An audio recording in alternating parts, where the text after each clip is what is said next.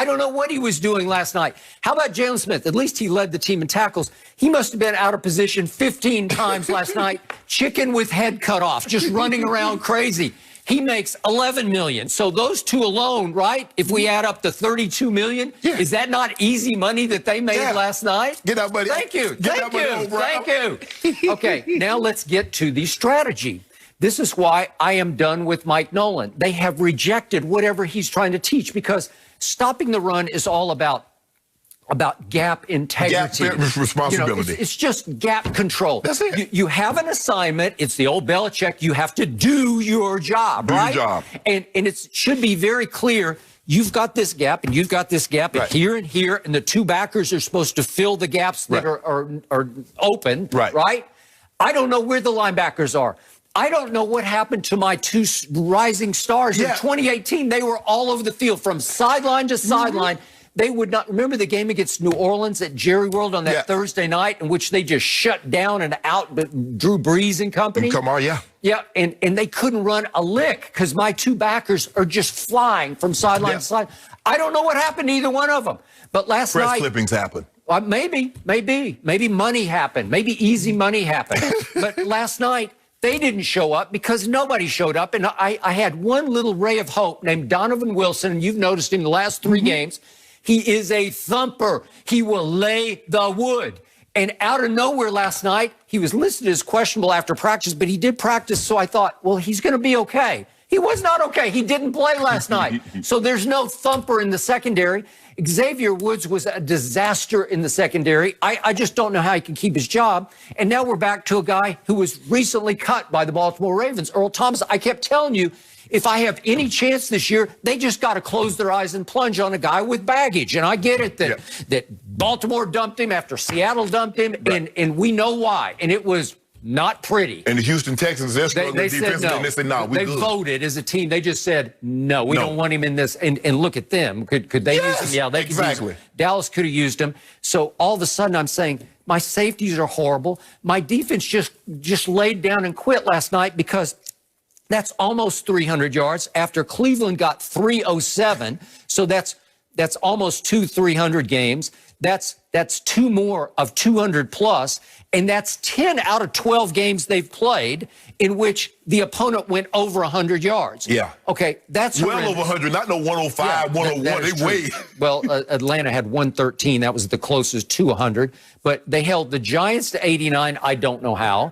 And yet I did get a little excited when they held Pittsburgh to 46. But Pittsburgh is horrible running football. They are. You know, they're ranked 29th in rushing. That is correct. 29th in rushing. Yeah. Okay, so it was a misconception. It was misleading that they held them down to 46 yards. Correct. Okay, so now let's get back to my man, CeeDee Lamb. He has been at the precipice of the last two games because he dropped a huge pass late third quarter against Washington on Thanksgiving Day that hit him right in the hands in the end zone that would have tied the game going to the fourth quarter. So last night, he was in the middle of two big plays. And again, I still love him, and I still think he's had a terrific first year in the league. Right. But the first play happens in this final drive at the end of the half.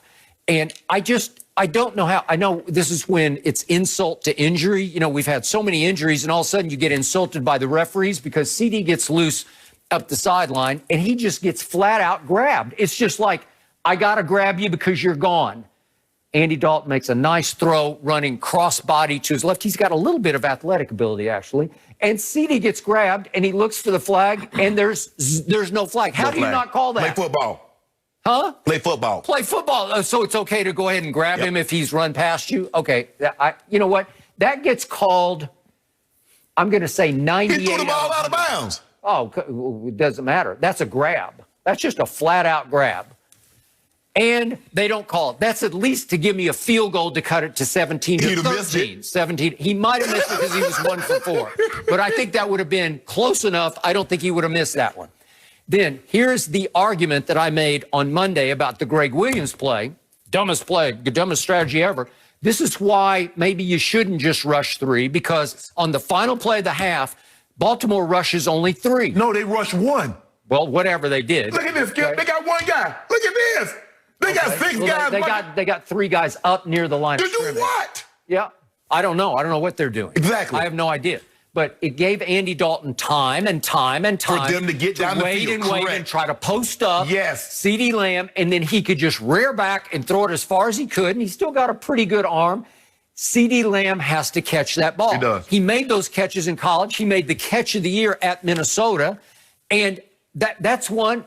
That's not that hard of a catch to me. Is somebody tugging on him or pulling on him? Maybe, but I don't care. If you get basically 2 hands on that football, you got to come down with it. Mm-hmm. Would that not have changed the momentum going to halftime if it's 17-all? Yep. Maybe you feel a little differently. Mm-hmm. I know it's Baltimore's ball after the second half kickoff, but still, you'd come out of halftime thinking, okay, here we go. We got a shot here. Instead, your stud rookie that I called the best receiver in the draft, and that's starting to be debatable. No, Jefferson is hands down, well, clearly. It's not hands down. CeeDee Lamb is really good. Skip, you do realize Jefferson has more receiving yards at this point than Randy Moss. Okay, I thought you said it was Jerry Jeudy. No, Skip, I'm saying right now. Okay, all right. But the point is, my man CD shortchanged me on that one, just as he did at the end of the third quarter against Washington. Okay. Those are plays that a stud rookie, a guy that you stole with the 17th overall pick, if you make those 2 plays, we might be having different conversations, and he just left me low and dry. So here's the point. Baltimore comes into that game and runs the ball down our throats. Mm-hmm. And I want to remind everybody, they had lost Ronnie Stanley. He's a first-team All-Pro left tackle, right? Yes. And that kid Phillips that they drafted, their third-round pick, he was a starter at guard, and he's on IR. Right. So you're down 2 stud linemen. We're down 4. And they lost their equivalent of Zach Martin, Marshall Yonda, retired, who's been many times All-Pro. He's been a flat-out rock in the middle of that. Yeah. Okay. And obviously they did not have Mark Andrews last night on offense. And Bowles. And that's great. He's their blocking at the best. Okay.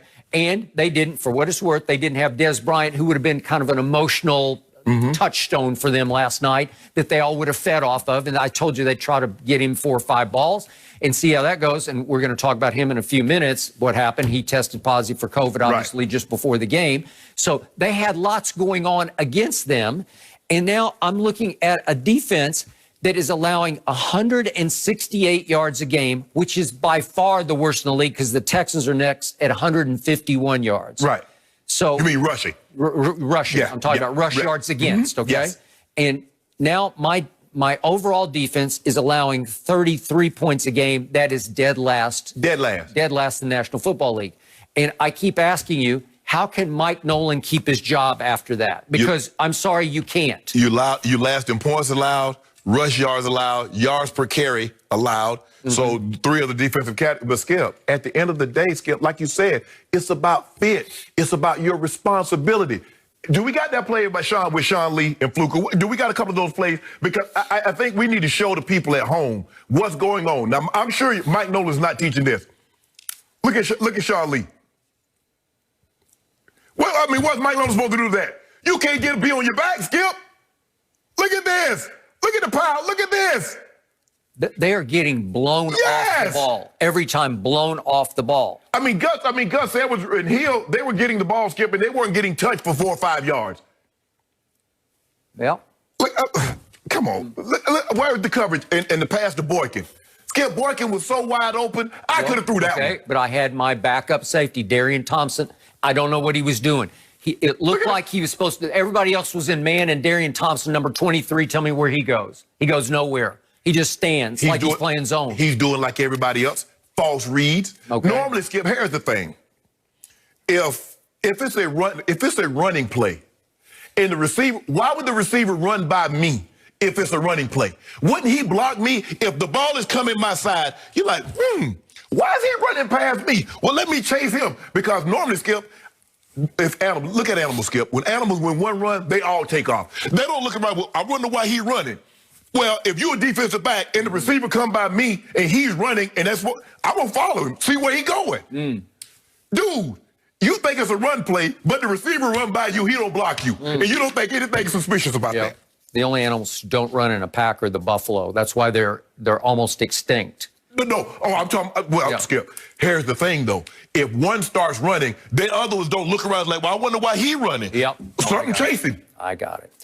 So, in the end, if I look at any positive, Ain't no positive. I thought Zeke looked a little sleeker and a little quicker last night, and yet mid third quarter they're starting to move the ball again, and here we go again, and I'm like, where is Zeke? Because Pollard's in the game, and Zeke was on the sideline because he had one of these.